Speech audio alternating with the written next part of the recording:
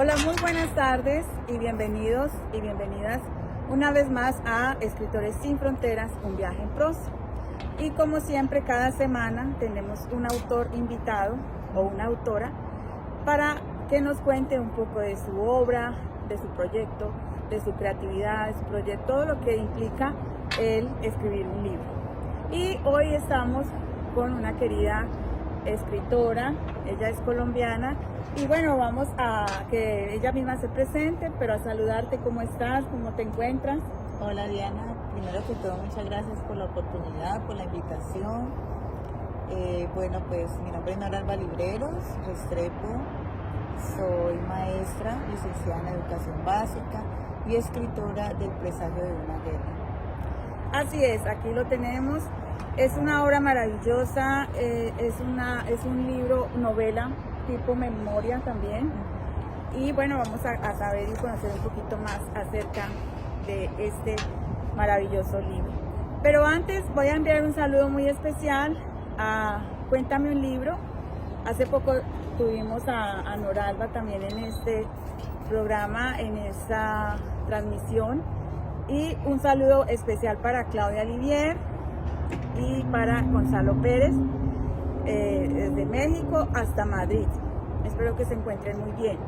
Y también quiero enviar otro saludo a Amelia Restrepo, fundadora y gran promotora cultural de la Academia de Historia, Literatura y Arte en Colombia, ya que este libro, El Presagio de una Guerra, trae hechos históricos y también queremos hacer alusión a dicha academia. Un saludo para ti, Amelia, y para todos sus miembros. Bueno, bienvenida otra vez y gracias por pues aceptar esta invitación en este espacio. Cuéntanos un poco más de ti para que el público te conozca. Bueno, soy hija de un veterano de la Guerra de Corea, de Siren, que es el autor, el protagonista de esta novela. Y de verdad que escribir sobre mi padre no fue fácil, pero fue algo que venía pensando desde hacía mucho tiempo y quería que saliera a la luz toda su vivencia, toda su experiencia y todo lo que también había marcado mi vida desde mi infancia. Entonces, bueno, pues estoy aquí para contarles un poco sobre la obra. Bueno, Noralba es magíster, es licenciada, es profesora, ha dedicado mucha parte de su vida a la educación primaria, básica, primaria y en los niños y niñas. Y trabaja con familias en situación de vulnerabilidad. Sí, realmente ese ha sido el sentir de toda mi vida. Desde pequeña jugaba con las muñecas a que yo era la maestra. Y creo que más en mi adultez ya tuve más convicción de lo que significaba ser maestro y lo que significaba enseñar a los niños, trabajar con las familias. Por eso decidí ser maestra y hacer esta licenciatura. Hice un magíster en Derecho Humano y Desarrollo con la Universidad Intercontinental.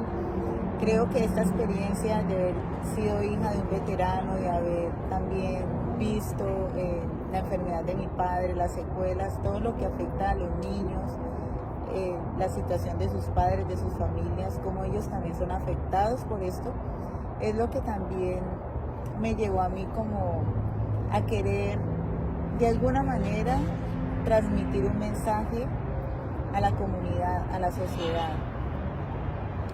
Así es, Noralba, es muy importante ese legado que tú estás dejando, memoria de tu padre, un excombatiente de la guerra. Cuéntanos un poco más, ¿por qué surgió, por qué escribir El Presagio de una Guerra? ¿Por qué, digamos, retomar todas esas memorias de tu padre, todas esas vivencias, esas experiencias y plasmarlas en un libro? Bueno, porque nosotros escuchamos hablar mucho de la guerra, ¿cierto? Rumores de guerra por muchos lugares, países que se van a enfrentar, las guerras siempre ha existido, pero nunca sabemos realmente qué tanto afecta la guerra a ese soldado, a esa persona que se ha ido a vivir esa guerra, y también a la familia que lo vio partir y lo vio irse a esa guerra. Entonces, de acuerdo a mi vida, mi experiencia, a todo lo que vi, es que quise escribir la historia de mi padre para mostrar realmente lo que es la guerra, lo que deja, las secuelas que deja. Y como muchas veces estas personas que son unos héroes, quienes luchan, quienes se van y arriesgan todo, arriesgan su familia, arriesgan su libertad, arriesgan sus sueños, como a la final muchas veces terminan en el olvido, en el desamparo, en la injusticia. Entonces quise mostrar esa verdad. Excelente, Noralma. Tú has tocado un punto muy importante que son las secuelas que deja una guerra. Y no solo eso, sino la persona. Muchos se ha comprobado estadísticamente y a nivel de psiquiatría y de psicología el síndrome posguerra o el síndrome de estrés postraumático del soldado, en inglés con las siglas PTSD, estrés trauma del soldado que llega. Porque se van, sí, pero el problema es cuando vuelven, ¿no? Cuando regresan. No son los mismos, yo me imagino que ellos cambian. Así tú los veas, aparentemente es bien, normal, pero ¿qué habrá en esa mente? ¿Qué pasaba por la mente de tu padre cuando él regresó a casa? Bueno, realmente quien tiene una experiencia de esas, de irse a combatir a una guerra, regresar nuevamente a estar con su familia, volver a retomar la cotidianidad, todo normalmente, es muy difícil. Yo digo que es como imposible que la persona vuelva a tener una vida normal. Digamos que no es porque le veamos una limitación a las personas que van a hacer esto de ir a una guerra, no, pero sí es porque todo lo que vivieron en la guerra sí les afecta en su propia vida para desempeñarse en las otras cosas, en todas las áreas de lo que ellos tengan que hacer. Entonces así le pasó a mi padre y no es lo mismo una persona que no ha ido a una guerra al que ha ido a una guerra. Los recuerdos, su mente está siempre predispuesta a ese recuerdo, a ese tormento, a ese sufrimiento, a eso que vio. Al dolor siempre lo va a perseguir. Entonces, en ese caso, mi padre lo sufrió y cuando estuvo enfermo, que tuvo esta crisis, que tuvo varios episodios de crisis por ese trauma que dejó la guerra, no fue fácil para él volver a desempeñarse normalmente.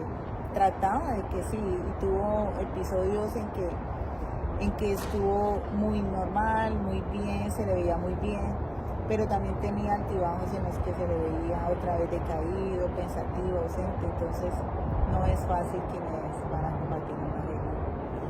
Sí, se ha comprobado, por ejemplo, Noralma, aquí en Estados Unidos, los excombatientes, los soldados que van a servir a la guerra en Irak, ellos buscan, cuando regresan, tienen un personal, un profesional que les ayude, porque se dice en las estadísticas, un 60% tiene problemas familiares, se divorcian, son incontrolables, tienen episodios de agresividad, tienen delirios de persecución. Hay otro 40% de que entre 20 y 20 tienen pesadillas, problemas o desórdenes para dormir, alucinaciones. Otro 20% no soporta como este tipo de realidad, o sea, como que tienen unas luchas internas y optan por el suicidio. Por eso es la importancia de que busquen ayuda. Yo me imagino que a tu padre, cuando tú estabas muy pequeña, y muchas veces uno de pequeño pues no entiende muy bien, no capta hasta la percepción del por qué él se comportaba de esa manera, porque me imagino que él tenía unos comportamientos, como tú dices, episodios que estaba bien y otras veces que recaía. Sí. Dentro de esos, ¿qué tú recuerdas de tu padre? Bueno, yo tengo el recuerdo, pues, bueno, tengo fotos cuando yo tenía entre unos 3, 4 años y que él me llevaba a pasear, lo acompañaba donde mis tías, donde mi tía, que era su hermana, que lo quiso mucho a él, fue un apoyo muy grande para él. íbamos y yo lo veía a él bien. De hecho, recuerdo el primer día que yo fui al jardín infantil, mi padre me llevó y él estaba bien, pero luego tuvo una recaída. Esa recaída, ¿qué fue lo que hizo en él? Yo tenía ya ahí unos 7 años, entonces él comenzó a andar en la calle, andaba sucio.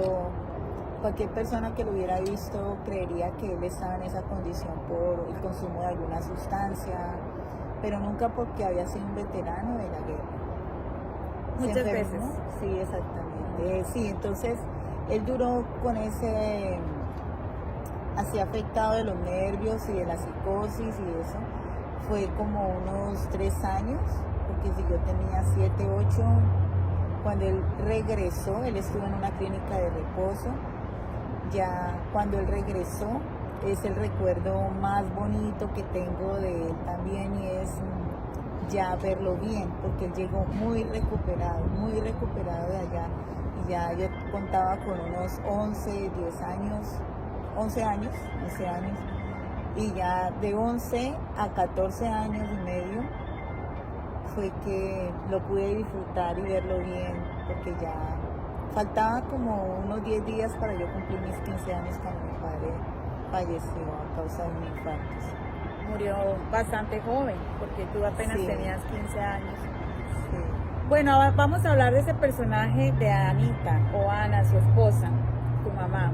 ¿Cómo enfrentó ella toda esa situación, sabiendo que él estaba, bueno, un excombatiente de guerra, venía de Corea, había estado ya prestando su servicio muy joven, desde los 19 años, que también allá uno nunca sabe, bueno, tú lo has dicho, todos los trastornos, el trauma que traía, pero también me imagino que conoció allá otra persona, otras mujeres, o bueno, no sé, son cosas que uno siempre, cuando está en otro país, cuando está alejado de su familia.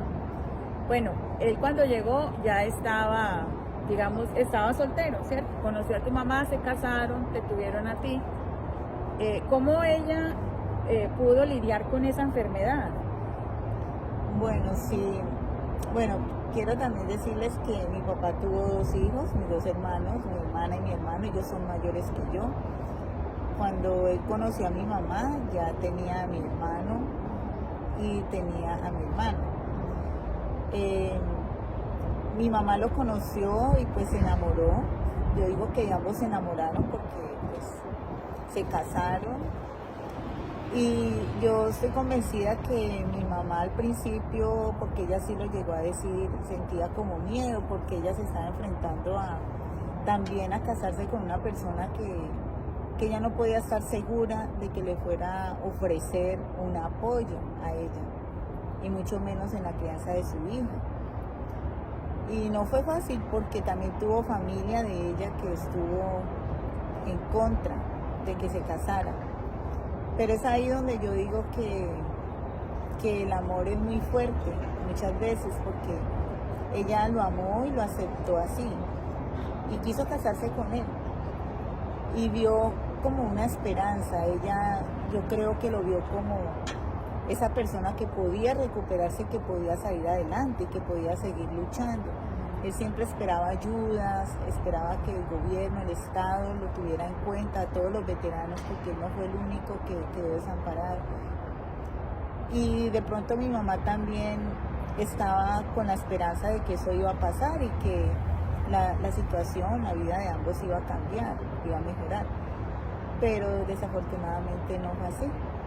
Pero Anita fue una mujer muy valiente, muy guerrera, muy trabajadora. Todo el tiempo se dedicó a trabajar porque pues tenía una responsabilidad, vivía con mi abuela, tenía que responder con mi abuela, por mí. Mi papá luego, cuando se enfermó, no tenía las condiciones de poder apoyarla, ayudarla, entonces fue una mujer muy guerrera. Muy fuerte ella, y un saludo para todas esas mujeres que están en esa misma situación, muy fuerte, y es de comprender. Pienso que ahora años, Noralba, las mujeres eran un poco más tolerantes, ¿ya? Ahorita no somos tan tolerantes, y por eso es que vienen los divorcios, las incomprensiones y las separaciones. Bueno, ahora tú estabas hablando de que tu padre escribió varias cartas y yo quiero que nos comentes un poco más, porque hay una carta en especial. Él escribió muchas porque quiso tocar varias puertas, ¿verdad? De ayudas, del gobierno, pero quiero pues un poquito que nos comentes acerca de esas cartas, porque por ahí yo creo que también viene digamos, la vocación de escritora, porque a tu padre le gustaba escribir. Sí, sí. Pues yo recuerdo mucho verlo a él sentado escribiendo. De hecho, a él le gustaba mucho estudiar y él aprendió el inglés y quiso luego estudiar para poder tener un certificado que fuera como ese soporte para él poder también enseñar. Y cuando lo veía escribiendo, él escribía proverbios, leía mucho.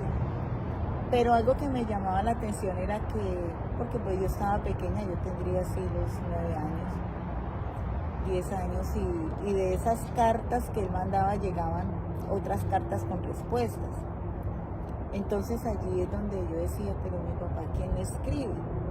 No alcanzaba a entender. Ya cuando tenía los 12 años que mi papá regresó y todo, yo ya entendí porque veía que era de la China, que eran de parte muy lejos.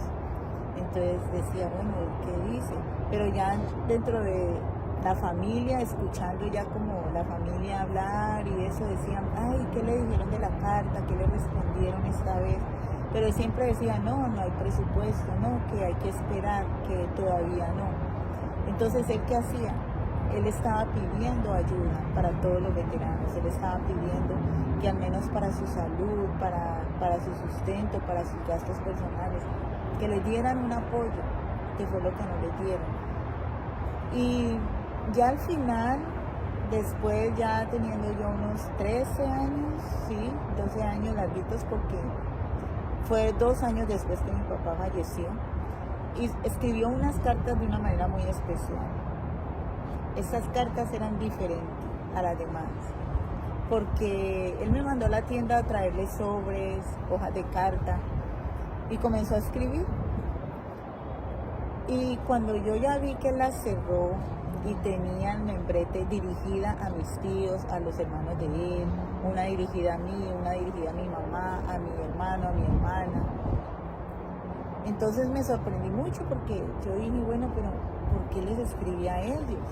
Yo sabía era de cartas que iban muy lejos y que regresaban con respuesta, pero estas ¿por qué? Le pregunté, le dije, papá, pero ¿por qué estás escribiendo tantas cartas? Entonces él me dijo, no, estas cartas son unos mensajes para ellos, pero tú me tienes que prometer que tú no las vas a abrir, porque él me las dio a guardar. Entonces, todo niño es curioso. Claro.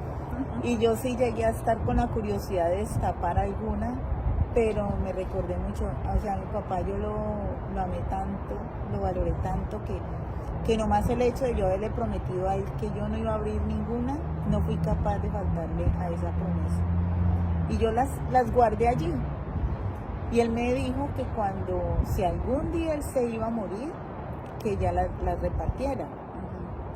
Me causó eso mucho dolor, mucha nostalgia, porque yo dije, no, pero papá, es que tú nunca te vas a morir, tú no te vas a morir todavía, tú estás bien.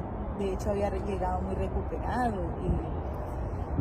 Pero él me decía, sí, no, yo no me voy a morir, pero es que es para que tú sepas que si algo pasa.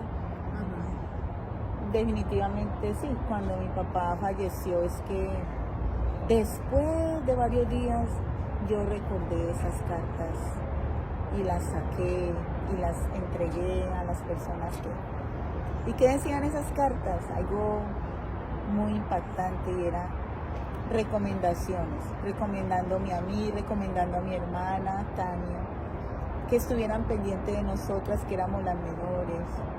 Mi hermana me lleva 1 año a mí. Mi hermano pues ya se había independizado, ya era un joven, pero era recomendando a sus hijos, que si algo llegaban a dar, ahí estaban sus hijos. Qué triste, ¿no? Porque fue la última puerta que él tocó, al menos teniendo como una esperanza de que la familia pudiera como hacer algo Exactamente. él no pudo hacer. ¿Tú crees que donde esté, en el lugar que esté, él se sentiría o está muy orgulloso de ti? Porque, bueno, en nombre de su memoria está este libro. ¿Qué crees que él piense en ese momento? Bueno, yo estoy segura que mi papá está muy orgulloso de sus hijos, de mi hermano, de mi hermana, de mí también porque escribí su historia. Él siempre deseaba que nosotros viajáramos, que aprendiéramos idiomas. Él lo decía porque él fue aventurero al irse a la guerra. Y estoy segura que está muy orgulloso porque sé que él quiso que escribiera sobre él.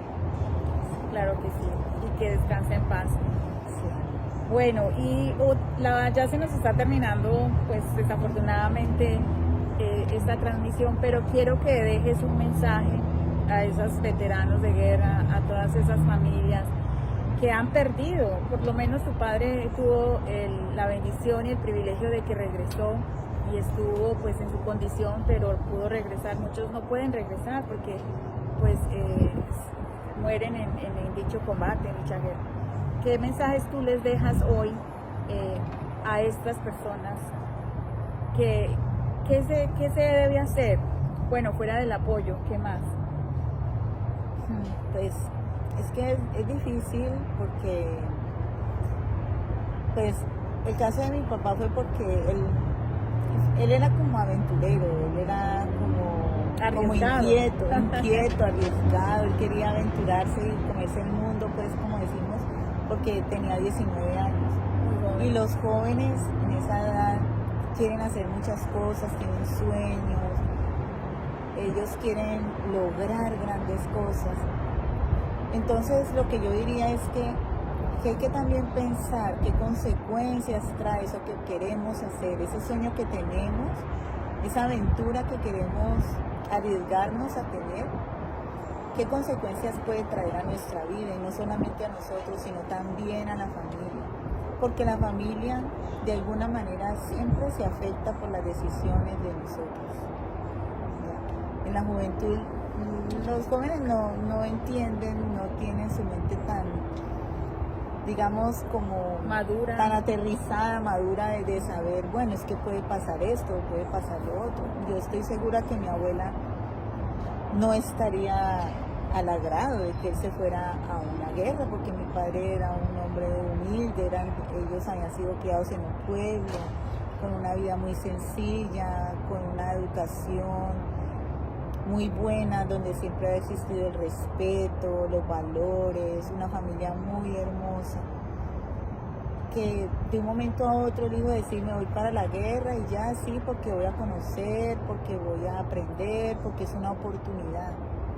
Y es increíble ver la guerra como una oportunidad. Y uno entiende, sí, a veces no hay oportunidades y económicamente no se pueden lograr cosas, que se ve esto como una manera de poder alcanzar algo grande. Pero no es así, hay que pensar, hay que analizar, hay que pedir una orientación y hay que tener la certeza que es que nos vamos a enfrentar, porque no es fácil. Y a todos los veteranos, mi respeto, mi admiración, a todas las familias que los veteranos han sufrido, han partido y que de pronto fueron desamparados. De verdad que lo siento mucho también, no es fácil haber visto a este veterano en esa condición, pero pues hay que seguir adelante. Bueno, y un mensaje para el gobierno, un mensaje para todas esas, digamos, sí, el gobierno que necesitamos ese más apoyo, que no los abandonemos. Sí, bueno, pues en cuanto a los veteranos de la guerra de Corea, que es a los que yo más me refiero porque mi papá estuvo en ese conflicto, ahora ya hay una fundación que apoya a los poquitos que han quedado y pues de pronto a los hijos, nietos, pero pues no es tampoco como se cree. Pero yo digo, los que ya se fueron, ¿por qué quedaron tan solos? ¿Por qué ni siquiera para la salud? ¿Por qué los dejaron tan abandonados? Eso es una muestra de que la injusticia siempre ha existido, de que Muchas veces los gobiernos solamente piensan en ellos, en su poder, pero se olvidan del que más ha sufrido, del que va a arriesgarlo todo por la misma patria, del que va a enfrentarse a lo más difícil, como en este caso que fue la guerra. Entonces lo que yo diría es que los gobiernos sientan la compasión y que sientan que es una obligación, es que es una responsabilidad tener que apoyar a las personas que van a combatir a una guerra, a los jóvenes que se van a prestar un servicio militar, a los que, porque ellos están arriesgando su vida. Es una responsabilidad, no solamente decirles que sí, que los van a acompañar, no es económicamente, es en todos los aspectos que sean apoyados. Pues muy bien, Nora Alba, yo te felicito porque Gracias. Realmente es una obra que vale la pena, no solo pues porque es la historia de su papá, un excombatiente de la guerra de Corea, sino también por todos los datos, cifras históricas, lo que hay acá, ¿sí? El contenido, el interior. También tiene unas fotografías muy interesantes porque su padre dejó un álbum, se lo entregó a Nora Alba con fotografías de allá de la guerra. Sí, donde se pueden apreciar cuerpos mutilados y cosas muy fuertes, y pues aquí Nora Alba lo plasmó, pero no vamos a contar porque quiero que nos digas dónde pueden adquirir el libro, dónde lo pueden conseguir para que pues toda nuestra gente y seguidores vayan y lo adquieran, lo compren. Bueno, el libro lo pueden encontrar en mi página, que es www.almaypluma.com, y también en el correo que es noralbabooks@gmail.com.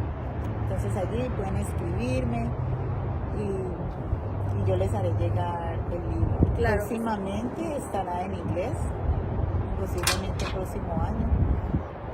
Muy bien, porque en otro idioma pues se va a adquirirlo personas que no hablan ni manejan el español. Aquí vamos a dejar después en el video en el enlace de su sitio de compra y de su página y de su correo electrónico. Bueno, Nora Alba, pues Muchas gracias. se nos ha terminado el tiempo, pero muchísimas gracias. Yo espero que mucha gente vea esta maravillosa entrevista y presentación de este libro. Muchas gracias. Dios te bendiga. Amén. Aquí estamos hoy al aire libre, aquí es en contacto con la naturaleza, por eso nos ven, porque